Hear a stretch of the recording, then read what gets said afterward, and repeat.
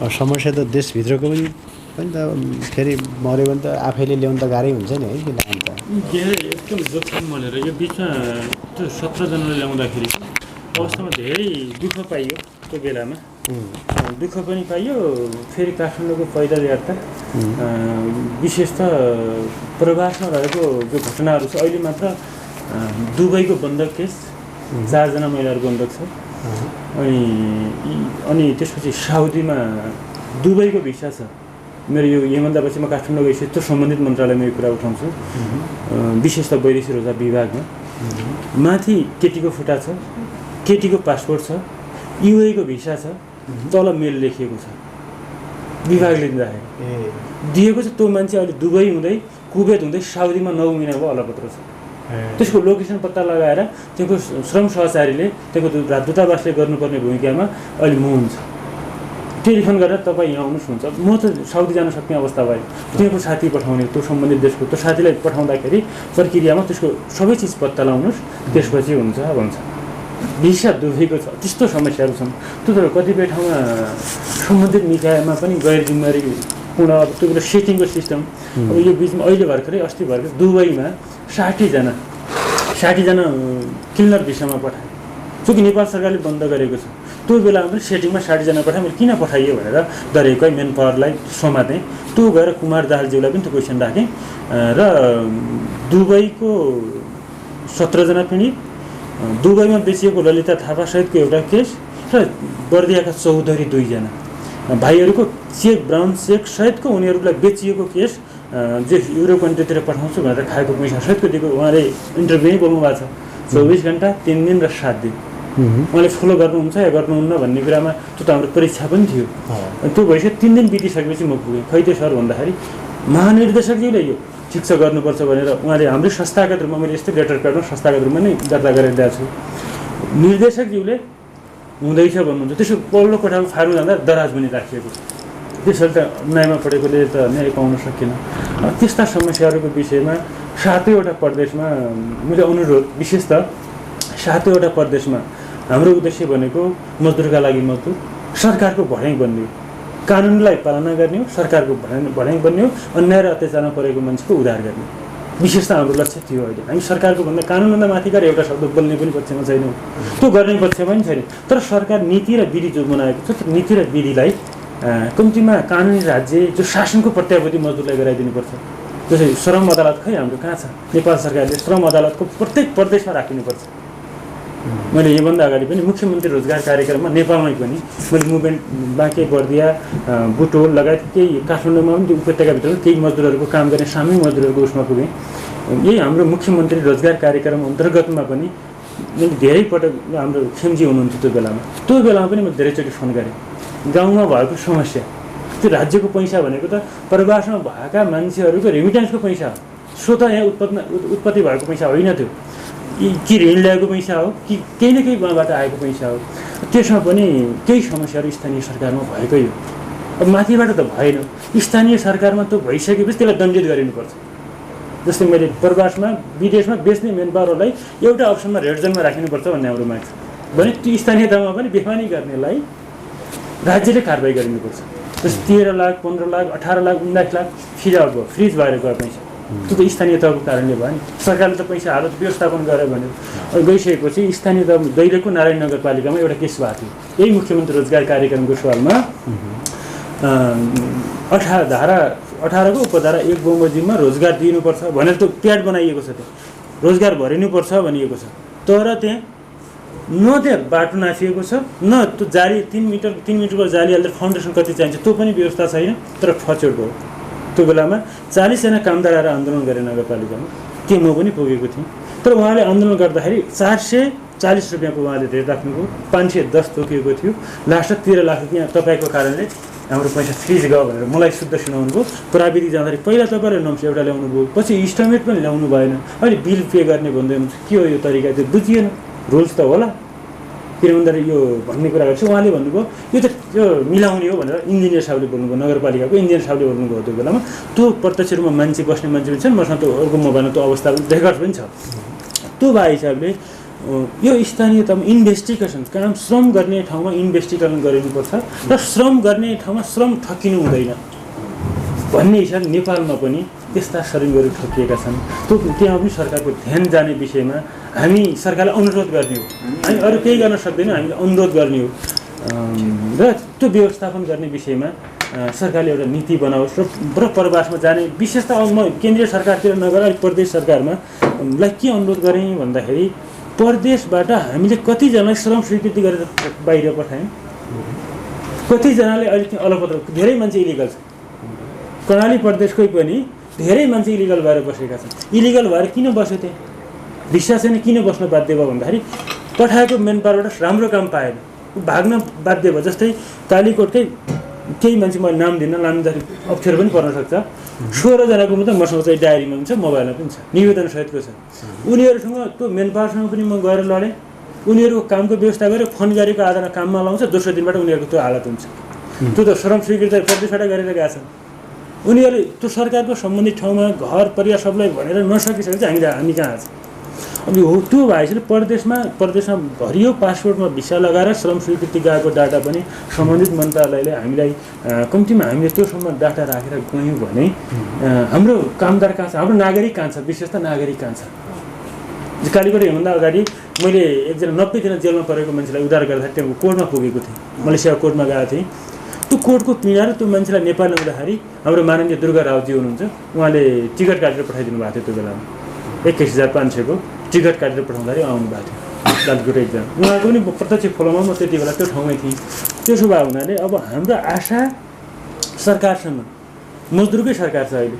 म दायाँ बायाँ यो पार्टी त्यो पार्टी भन्दैन, हामी गरिब खाने वर्गकै सरकार हो। मान्छेले बाहिर के बुझ्छ मलाई त्यो थाहा छैन। मैले बुझेको हामी काम गरी खाने वर्गको सरकार हो। किनभने समाजवादी व्यवस्था, गणतन्त्र व्यवस्था, विविधजीवी व्यवस्था भने पनि हामी त्यो वर्गका मान्छेहरूको सरकार भए हिसाबले त्यो मान्छेको माग र समस्या आवश्यकता परिपूर्तिको लागि प्रदेश सरकारले गम्भीर भएर हाम्रो समस्यालाई पनि मध्यनजर गर्नेछ भन्ने आशा अपेक्षा गरेको छु। म चाहिँ योभन्दा पनि बढाइ गरेँ हाम्रो के छ भनेपछि हामी एक प्रदेशको पनि भयौँ र अर्को हिसाबले हामी जुम्ला कालीकोटतिरको एकदम विकट ठाउँतिरकै मान्छे। त्यो भएको हुनाले हाम्रो मेन हजुरप्रति एकदम आशाको कुरो के छ भने जो अहिलेको हाम्रो प्रदेश सरकार छ नि एकदम विकट ठाउँको प्रदेश हो नि त, सबैभन्दा विकट प्रदेश हाम्रो। यसमा पनि हजुरहरूले जो गर्नु भएको छ योगदान एकदमै ठुलो पनि छ यहाँको प्रदेश सरकारले। त्यो कारण हाम्रो आशा अझै हजुरप्रति हुनुको कारण त्यो पनि छ कि हामीले गरेको यो हाम्रो विशुद्ध नेपाली मजदुर एकता समाजले के कति गरेको छ त्यो हजुरले अध्ययन अनुसन्धान गरेर राम्रो काम गरेको छ भने चाहिँ यसलाई सहयोग सम्बोधन गरिदिनु पऱ्यो भन्ने यो कुरामा हामी एकदमै आशा लिएर आएका छौँ। अहिले सबैभन्दा यसमा हाम्रो लक्ष्य भनेकै यही छ। यो गर्नमा पनि हामीले प्रत्येक क्षेत्रमा पनि अब हजुरको देशमा पनि काठमाडौँतिर गएर पनि अब धेरै ठाउँमा यो उद्धार कार्यक्रम त गरिरहेका छौँ। शान्ति कार्यक्रमहरू हामीसँग पुँजीले पनि भ्याउँदैन, कतिपय ठाउँमा हामी आफ्नो पकेटबाट पैसा लिएर गर्छौँ। त्यो गर्दाखेरि हामीलाई काममा एकदम कठिनाइ पनि भयो। हजुरले एकदम यो मध्यनजर गरेर बुझेर बरु यो गलत छ भनेपछि ठिकै छ, यसलाई तिरस्कृत गर्न पनि एउटा बाटो बन्यो र भर्खरमा 2 वर्षदेखि यो संस्था सुचारू भएको राम्रो छ भनेपछि हजुरको एकदमै ठुलो सहयोगको अपेक्षा गर्छौँ। ठिक हो न। यसो छ तपाईँले उठाउनु भएको विषयवस्तु एकदम जेन्युन विषयवस्तु हो, महत्त्वपूर्ण विषयवस्तु यहाँको। राज्यले जहिले पनि तपाईँको चाहिँ नागरिकलाई एउटा प्रत्याभूति कस्तो दिन सक्नुपर्दैन, राज्य छ है, मेरो सरकार छ, मेरो राज्य छ भन्ने प्रकारको प्रत्याभूति तपाईँको चाहिँ आम नागरिकलाई राज्यले दिन सक्नुपर्दछ। अब हाम्रो नेपालको सन्दर्भमा त के भन्नुहुन्छ भने छ छैन थाहा छैन मान्छेलाई, हाम्रो छ छैन थाहा छैन। आफैले केही गर्न सकेपछि छ, अब आफैले केही गर्न सकेन भने केही पनि छैन। हाम्रो त्यो छ क्या यो सामान्य सडक खन्ला, पुल बनाउला, स्कुल बनाउला, त्यति कुरा मात्रै हो खानेमा धारा ल्याउला। तर मुख्य कुरा तपाईँको अब नागरिकलाई दिने न्यायको कुरा चाहिँ होला। नागरिकलाई चाहिँ तपाईँको नागरिक चाहिँ विभिन्न प्रकारका यस्तो विपदहरू चाहिँ परेको बेला चाहिँ अब त्यो राज्यले अब त्यो समाधान गर्ने कुरा चाहिँ होला। यसमा अब पुगिरहेको चाहिँ छैन। अब खालि अब हामी के छौँ भन्दा अब त्यही राज्यले गर्ने काम भने विकास नै त्यति मात्रै छ। विकास नै मात्रै गर्ने हो, सरकारले विकास गर्ने हो। भन्ने कुरा हो। नागरिक सुरक्षा मुख्य कुरा हो। हामी त सामाजिक सुरक्षाको कुरा चाहिँ हामीले गर्छौँ। अब सामाजिक सुरक्षाका बारेमा खालि त्यो भन्ने मात्रै छ, दिने नारा मात्रै छ, तर त्यो क्षेत्रमा त्यति चाहिँ ध्यान केन्द्रित गएको छैन क्या त्यो बाहेक। अहिले भर्खरै आँटे वादीहरू आँटे नि सम्झाएर अब आजको दिनसम्म ल्याप्चे ठोक्ने छन् त तिनीहरू। उनले कसरी मेरो सरकार छ, मेरो राज्य छ भन्ने अनुभूति गर्ने कि एकदमै ल अस्ति कोभिड चाहिँ भयो तपाईँको बाहिर विभिन्न देशका नागरिक नेपालमा चाहिँ थिए। एउटा नागरिकलाई चाहिँ सिधै चार्टर गरेर प्लेन पठाएर लिएर गयो कि ल एकजना व्यक्तिको लागि त भएको छ। कोभिडको बेला चार्टर गरेर लिएर गयो। त्यो देशका नागरिकले मेरो मेरो मेरो मेरो राज्य, मेरो सरकार, मेरो देश भन्ने एउटा अनुभूति गर्न पाउनु हो भने हाम्रो त अब सकेको छैन त। त्यो भएर मैले अब यो गाह्रो छ यसमा। यसको मुख्य कारण दुईवटा कुरा हो। अब एउटा भने तपाईँको त्यो क्षेत्रमा ध्यान नजानु, दोस्रो कुरा भनेको आर्थिक हिसाबले नै हामीले म्यानेज गर्न नसक्नु। चाहेर पनि तपाईँको अहिले नि सबै जनताका समस्याहरू चाहिँ अहिले समाधान गर्न सक्ने त राज्यको त्यो आत्मको क्षमता छैन भने कमजोरै भयो नि। फेरि हामीलाई अहिले त समस्या त्यति छ। अलिकति अन्तर्राष्ट्रिय संस्थाहरूबाट पनि कतिपय संस्थाहरू भयो, कुनै पार्टीका संस्थाहरू यहाँबाट चाहिँ हामी फन्ड व्यवस्था गरिदिन्छौँ र यसरी काम गरिदिनुहोस्, हाम्रो नाम हाइलाइट गरिदिनुहोस् यसरी भन्नेहरू आए हामीसँग। त्यो आउँदाखेरि हामीले विशुद्ध तरिकाले यो लिन खोजेनौँ, किनकि नाम हाइलाइट गर्नको लागि हामी काम गर्दैनौँ। विशुद्ध यो हाम्रो योजना भनेको दीर्घकालीन योजना हो, पछिसम्मको लागि हो। यसको हामीले सञ्चालन गऱ्यौँ, यो राम्रो तरिकाले हुनुपर्छ र बरु हामी सरकारसँगै कोर्डिनेसन गरेर जान्छौँ। हामी पोजिटिभ मुद्दाहरूलाई अगाडि लिन्छौँ भन्ने तरिकाले त्यो हामीले आर्थिक फन्ड चाहिँ दिन सकेनौँ। त्यसरी त्यसलाई तिरस्कार पनि गर्दै आयौँ। बरु सानै भए पनि आफ्नै पुँजी लगानी गरेर सानै भए पनि काम गर्न थालेका छौँ। अब हामीले गर्नुपर्छ, तपाईँलाई अब गर्नुपर्छ, गरौँ। अब गर्नका लागि दुईवटा कुरा ध्यान दिनु पऱ्यो। एउटा कुरा तपाईँको चाहिँ यसको चाहिँ हामीले पोलिसीगत कुराहरू अलि नीतिगत अलिकति हामीले निर्णय गर्ने कुरा जो छ कस्तो पोलिसी चाहिँ बनाएर जाने भन्ने कुराको बारेमा एकदम बनाउनु पऱ्यो। यसलाई लिगलाइज गर्नुभयो, लिगल पार्ट हामीले। दोस्रो कुरा तपाईँको चाहिँ अब मुख्य पुँजीकै कुरा, फन्डकै कुरा, त्यसको म्यानेजका स्रोतहरू चाहिँ के बनाउने, कहाँबाट गर्ने, कसरी गर्ने भन्ने कुराका बारेमा सोच्नु पऱ्यो। ट्याक्क तपाईँले एउटा राम्रो प्लानिङ बनाएर यो उद्धार गर्ने कुरा भइ नै हाल्यो। विपदमा परेको जो गएले उद्धार चाहिँ राज्यले गर्नुपर्छ, त्यो भइ नै हाल्यो। यसमा हामी प्रष्टै छौँ। नसकिएको कुरामा चाहिँ अहिले भर्खर त्यो पहिला त कैयौँले अकालमा ज्यान चाहिँ बिताउनु पऱ्यो। अहिले त सुत्केरी हुन नसक्यो भने तुरन्त हेलिकप्टर पठाएर ल्याइहाल्छ नि। केही नभए पनि तपाईँको अब कैयौँ चाहिँ महिलाहरू हस्पिटलमा सुत्केरी आमा त बचाउन सफल भएको छ। धेरै अब अहिले ठ्याक्कै विपद आयो, तपाईँको बाढी पहिरो यताउति आएर तपाईँको चाहिँ विपदमा कोही घाइते अपाङ्ग चाहिँ तुरुन्तै भयो भनेपछि त तुरुन्तै हेलिकप्टर पठाएर ल्याएर रेस्क्यु गर्छ। हिजो त त्यति पनि थिएन नि त। यति पुलतिर मऱ्यो अब कसैले त्यो हेर्ने मान्छे चाहिँ हुँदैन थियो। त्यसो भने अब त धेरै चाहिँ सुत्केरी महिलाले प्रत्याभूति गरे नि। हो सरकार छ, अलि ढुक्कै छन् क्या। फेरि त्यो मलाई अलिकति केही व्यथा लाग्ने बित्तिकै तपाईँको तुरुन्तै मेरो उद्धार हुन्छ भन्ने कुरा ढुक्कै छ नि त। माथि पहाड हिमालमा बस्ने चाहिँ महिलाहरू ढुक्कै छन्। हिजो त कस्तो थियो होला, कति त्रास नै थियो होला भन्नु न। अब मेरो केही समस्या आयो होइन भनेपछि म त बाध्दैन मर्छु भन्ने डर थियो नि त। अब ढुक्कै छन् भन्ने। त्यो यस्तो किसिमको अब अलिअलि चाहिँ सरकारले गर्न खोजिरहेको छ, तर यो चाहिँ पुगिरहेको चाहिँ छैन। अनि अर्को समस्या भनौँ त बाहिर गएर गर्नु यसलाई के गराउनु भयो भने यो एउटा संरचना खडा गरौँ जस्तो मलाई संरचना बनाऊँ होइन। संरचनामा कोष जम्मा पार्ने जस्तै सरकारले प्रत्येक वर्ष चाहिँ यति पैसा छुट्याउने भने त्यो राखिदिने, प्रदेश सरकारको एउटा फन्ड हामीले बनाइदिने, एउटा संरचना बनाइदिने, त्यो पैसा हुन्छ। त्यसपछि अब मजदुरहरूबाट जति उनले 70% पैसा चाहिँ कोषमा राख्नुपर्ने। आफूलाई जसरी मान्छेले पार्टी सञ्चालन गर्ने लेबी उठाउँछ नि त, लेबी के गर्दा आफ्नै पार्टी बनाउन लाग्यो नि भने। अनि हामीले के गर्दैनौँ जस्तै विभिन्न देशमा जाने चाहिँ जो चाहिँ मजदुरहरू चाहिँ हुन्छ नि, स्वदेशमा विदेशमा जहाँ चाहिँ काम गर्नेहरूलाई 1% या 2% कति चाहिँ गर्ने तपाईँको चाहिँ उनले अनिवार्यता भनेर त्यो कोषमा पैसा जम्मा गर्नु। त्यो चाहिँ बिमा गरे जस्तो हुन्छ, बिमा जस्तो त्यो भयो भने अब त्यसपछि हामीसँग पैसाको कमी हुँदैन, खालि प्लानिङको कुरा मात्रै हो क्या।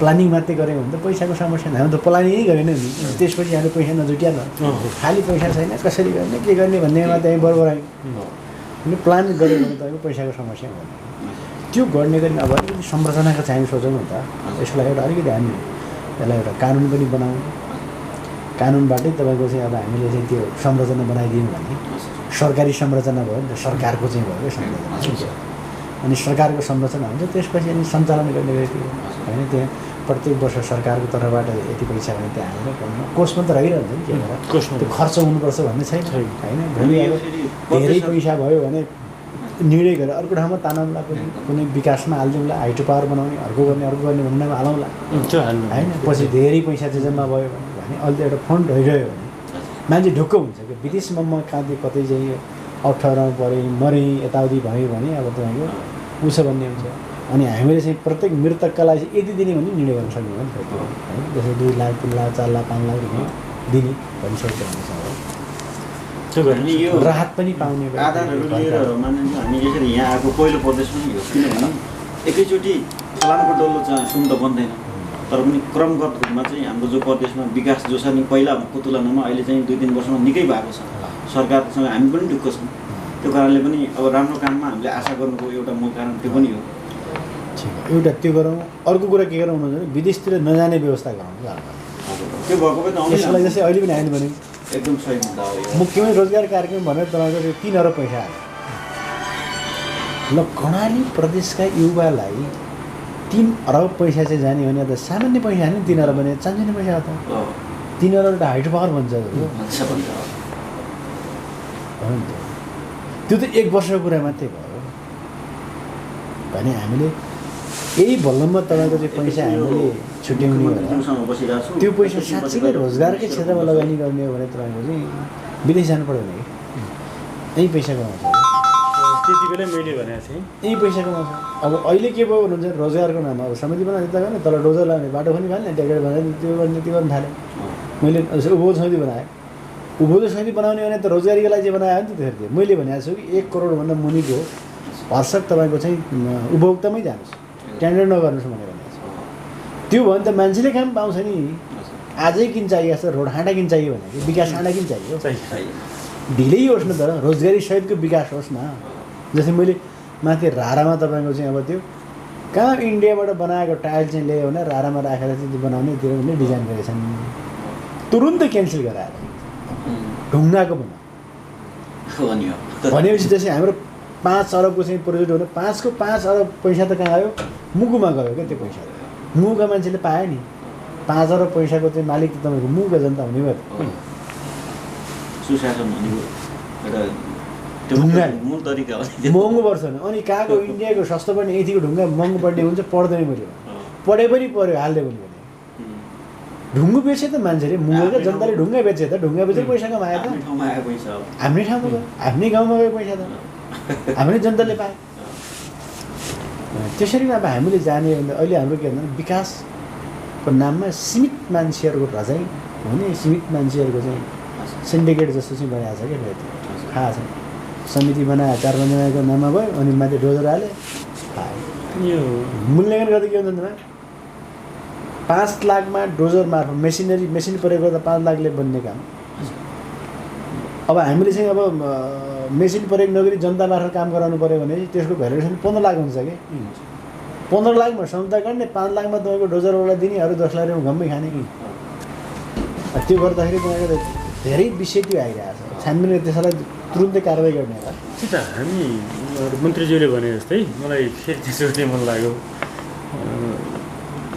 हामी विचारकै पछाडि हो कि भन्ने फिलिङ भयो कि हजुर सरले भने जस्तै अब कसरी पछाडि भन्दा एउटा वडा पालिकामा 1.5 करोडभन्दा बढी पैसा गएको छ 3 वर्षको पिरियडमा 1.5 करोडभन्दा बढी पैसा गएको छ त्यो 1.5 करोड पैसा सही सदुपयोग हुने हो भने साँच्चै नमुना बस्ती बन्छ त्यो ठाउँ काया पलट नै हुन्छ क्या किन त्यो ठाउँमा गएको छैन देखाएर एउटा स्थानीयको वडा अध्यक्षले मात्र 7,56,000 रुपियाँ वार्षिक रूपमा उसले देखाएरै खान्छ 4,56,000 रुपियाँ त्यो सबै भत्ता र विनियोजन गर्दाखेरि 7,56,000 रुपियाँ पुग्छ र त्यो 1 करोड 1.5 करोडको 3 वर्षमा 10 देखि 30%लाई कन्भर्ट गर्दाखेरि कति आउँछ लगभग 15-20 लाखभन्दा बेसी त्यहाँ आउँछ भनेपछि 3 वर्षमा एउटा वडा अध्यक्षले 40-45 लाख रुपियाँ त्यहीँ देखाएर खान्छ भने त्यसको अलावा त अरू केही देखिएन।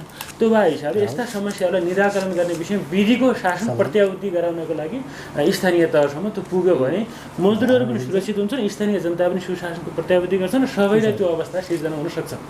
मैले देखेको कुरा सब्स्क्राइब हाम्रो निम्ति उत्प्रेरणा हो कि हामीलाई सब्स्क्राइब गरिदिनुहुन्छ।